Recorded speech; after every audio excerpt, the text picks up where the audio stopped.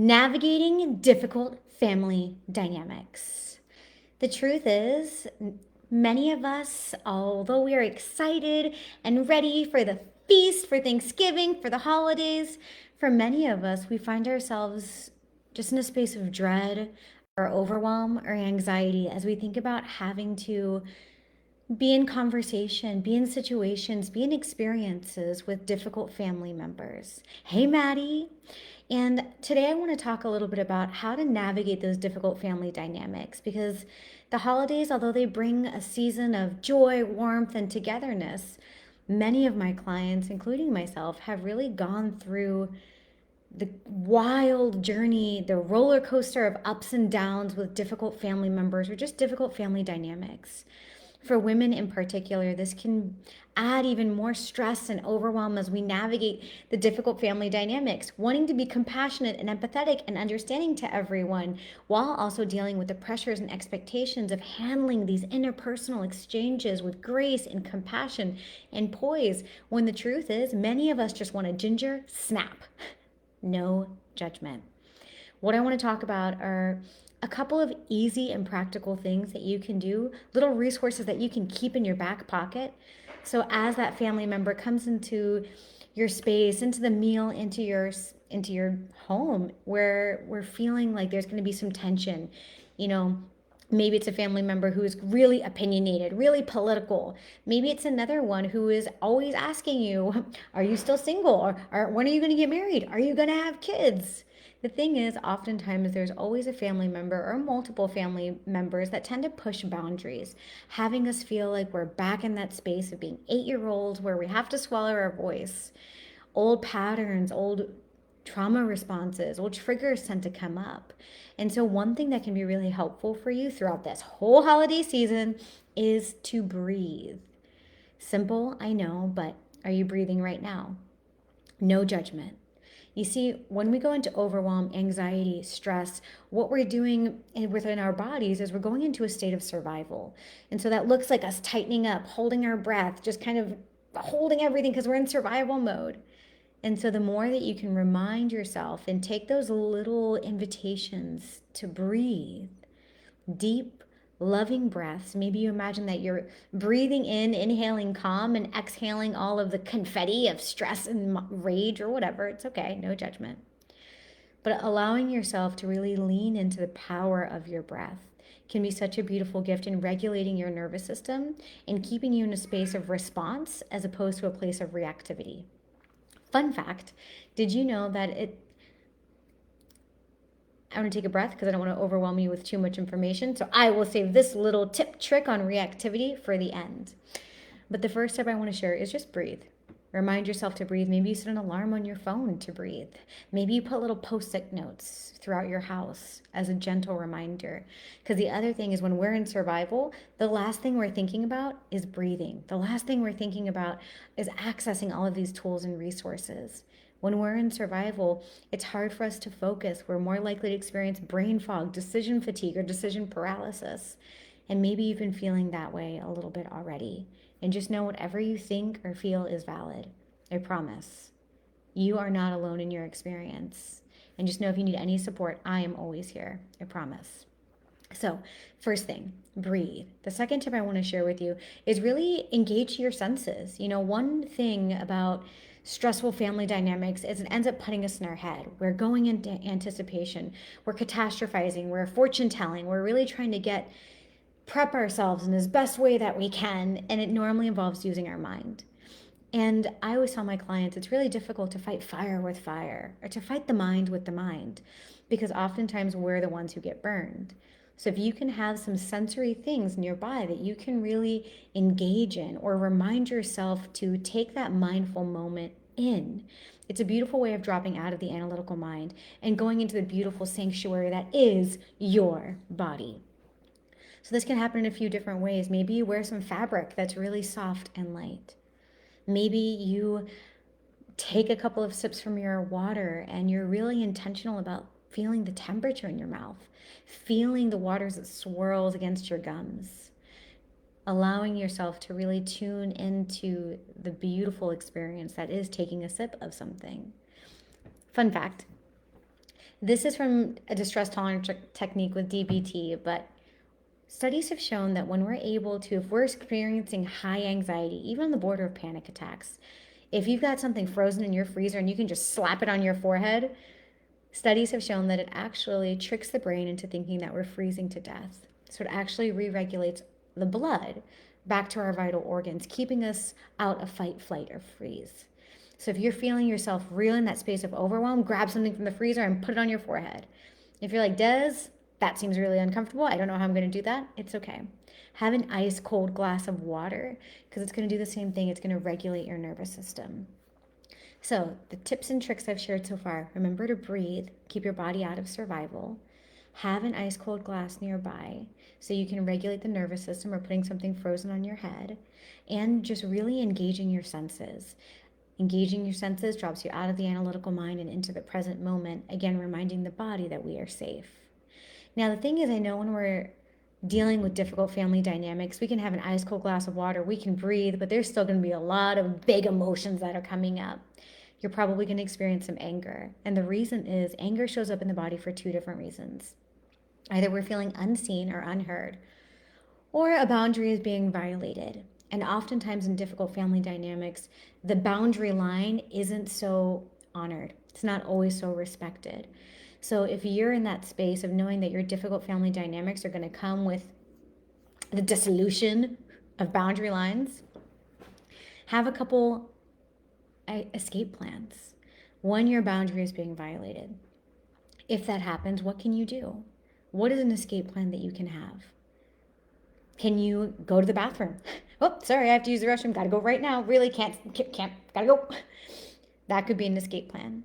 Maybe setting a timer on your phone to go off every hour or so. So that way when it goes off, it's a beautiful little invitation of saying, oh, sorry, I've got to check this. What can you do? Be creative, be curious, get unconventional, because again, conventional isn't working for many of us, or we wouldn't be here in this place. No judgment. So have an escape plan. And in part of that escape plan, maybe there's someone in your family who is trusted, who you do feel safe around. Maybe you get them in on it and you find support internally in that space by saying, hey, I know that you know the situation when it comes to Uncle so and so or Auntie Blank or Grandma, and having someone that you can really confide in who can maybe go outside with you as you take a breath of fresh air can be a really beautiful thing. Because oftentimes family dynamics can really put us in the space of such frustration and rage.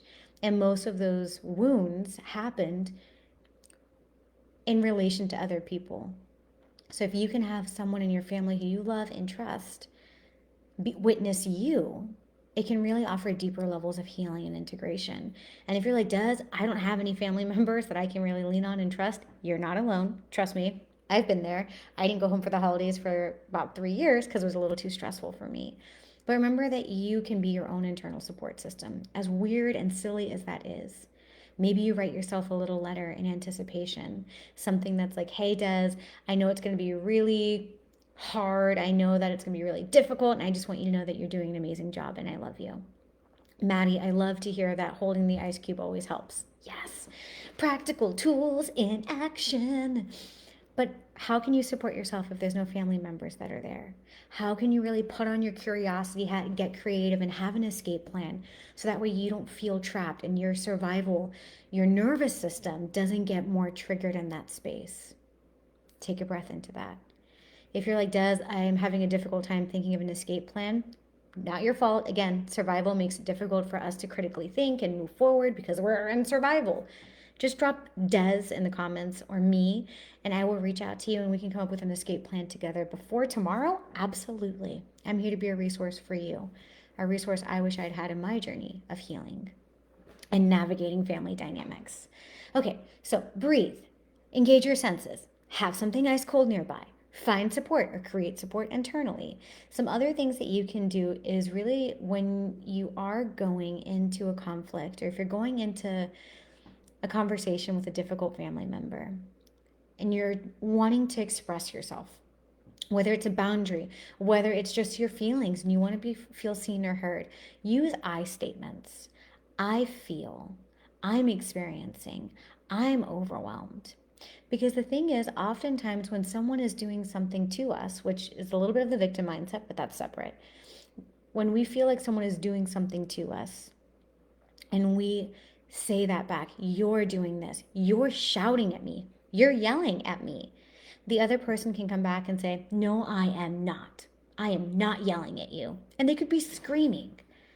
So the more that you're able to really use your I statements, the less room there is for the other person to really kind of come in and undercut and gaslight you. Also, when you're in your I am, when you're in your I statements, you're stepping and strengthening your internal muscle of self-trust and self-worth. Even if the other person doesn't honor it, even if the other person ridicules you, you're standing in your I. You're not leaning and falling into the two, which oftentimes leaves many of us feeling helpless. This is happening to me. Why does this always happen to me? It doesn't happen to anybody else, it's only to me. And sometimes that languaging of two can put us in a spiral, put us in this victim mindset, have us bring all the past experiences that have happened in our life. So take a breath into that. Use I statements when you're talking about yourself, your feelings, your emotions, you're trying to express a boundary or have a moment of conflict or just discussion with someone, especially a difficult family member. The other thing I want to share is just kind of like the escape plan, but take breaks. Allow yourself to check in with yourself, talk to yourself in the mirror, give yourself a little hand massage, go outside for a breath of fresh air. The more that you can schedule these little disruptions throughout your day and check in with yourself, the easier it's going to be for you to stay emotionally regulated. The less likely you are going to be pissed off when someone says something that is so misaligned and so upsetting. Because when we're there, when we're with the family and we're in it, it can be really difficult. We're kind of like taking it all in. We're getting full, we're getting overwhelmed. And next thing you know, we're more likely to lash out. We're more likely to react from a place of frustration or rage. The more that we can take breaks, it's kind of like, the pot is bubbling of hot boiling water. The more that we can just kind of lift the lid up a little bit and help release some of that steam, the less likely it is for the pot to overboil. So take breaks for yourself. Don't wait for tension to rise. Give yourself that little mini vacation that is 60 seconds going outside. I know oftentimes when we think about taking breaks or doing these things, we're like, Des, I don't have time. I can't spend 5 minutes, especially if you're in overwhelm. Because the overwhelmed, anxious mind, the inner critic comes in and is like, oh, we're overwhelmed. You know what we got to do? We got to do more. And that's normally not the case. You don't have to spend 5 minutes, 20 minutes, 30 minutes taking a break for yourself, although you can. Start small. Start with something that's not going to shock your nervous system. 30 seconds, 60 seconds. And just take those breaks, whether it's a short walk, spending some time alone, going to the bathroom and just washing your hands, or just locking the door for 60 seconds of internal inner peace time. Do it. Because no one else is going to be able to do it for you, and you deserve it. So take those breaks. Take a breath. I know I'm throwing a lot at you. Pick and choose any of these resources that feel aligned. Go back and watch this and write down the ones that resonate. Keep it in a piece of paper in your pocket. So that way when you're in it, when you're going through the throes of the difficult family dynamics and you're being triggered and you're in survival, your brain is able to say, I can't remember anything that woman on the internet said, but I know there's a piece of paper in my pocket right now that's going to give me some empowering tools that are easy, practical, like taking a breath. The final thing I want to share about all of this is try and be curious. Try and be curious. It's so easy for us to go into the spiraling of frustration, of rage, of all the past experiences that have happened. But see if you can get into a curious state. Ooh, why am I feeling this way? What is going on? Oh, I'm feeling angry. Is it that I'm feeling unseen? Is a boundary being violated? Ooh, do I know what that boundary is? Why is this upsetting me so much? Is it connected to my values? Ooh, do I even know what my values are? Whatever you are going through today, tomorrow, through the holiday season, just know that you are not alone. I promise. I am here for you. You can always join my Facebook community as well. It's called Women of Wisdom, where there is a group of like-minded women. It's our own little sanctuary where we can vent, be seen, and just share resources to make sure that we don't ginger snap. And if you're watching this and you're really wanting to get some deeper resources on navigating stress and overwhelm and all the things that come with the holidays, check out the comment section as I've got a little link for your stress-free holiday roadmap. This is going to be a free 5-day training that's going to be a little unconventional because, again, conventional isn't working. I'm going to be sharing beautiful, deep resources as we go through so many of the things that women aren't being supported in enough, like managing overwhelm, overcoming the fear of failure, healing money wounds, releasing resistance for empowered action, navigating big emotions. I'm here for it all. There's nothing that's too big or too small, and my job is to be a resource for you because you deserve to feel seen, to feel validated, to be acknowledged in everything that you do, and to get some easy and practical tools for lasting change because I know that you're a busy woman. And in order for lasting change to happen, the tools that you bring into your life, they should be easy, they should be proven, and they should be fun. So everybody, I hope that you are having an amazing day. Take a moment and just give yourself a little breath. Know that there's some girl rooting for you in California. P.S. That girl is me. I'm Des Caminos. I'm an embodiment coach and somatic practitioner, and I am here to be a resource and really empowering you to drop out of the analytical mind, to silence the inner critic, or really tame them so you can live a life of joy, abundance, and emotional freedom. I've got your back, always. Bye, everybody. Awkward time where I get off live. Goodbye, Instagram. And goodbye, Facebook, and my amazing Women of Wisdom community. Mwah. Bye.